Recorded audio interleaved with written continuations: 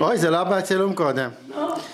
הנה אשתי היקרה כבר רבע שעה מנסה לפתוח את המכסה של המיידה. וחשבתי שזה יהיה זיכרון נחמד לשנים הבאות. עכשיו, לקח לי רבע שעה להביא את המצלמה. את אומרת שהיא כבר רבע שעה מנסה לפתוח את זה. יובל, תגיד. היא מאוד רוצה שאני אגלה לה איך.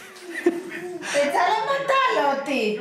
היא מאוד רוצה שאני אגלה לה איך, אבל לא נראה לי כל כך. לי, אני לא יודעת לעשות את זה.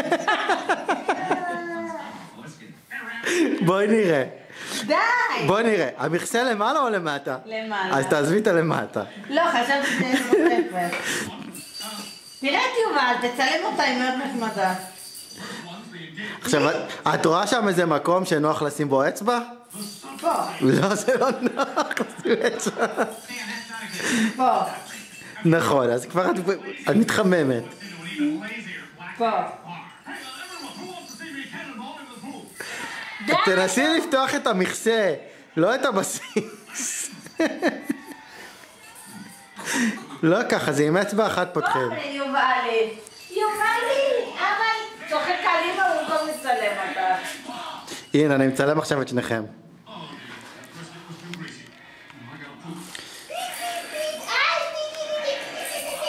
אני מצלם את שניכם, נו בואי נראה אותך פותחת את זה.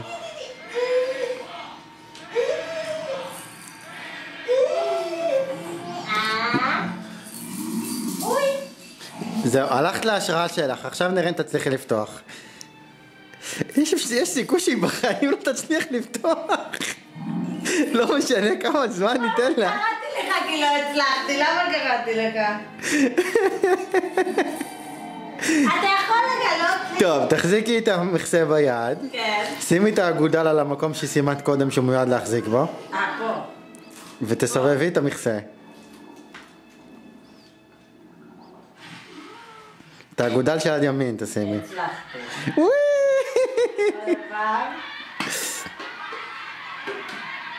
איך סוגרים את זה? אם זה נפתח בסיבוב, אני אתן לך רמז, זה גם נסגר בסיבוב. עכשיו תנסי לפתוח. וואי, כל הכבוד!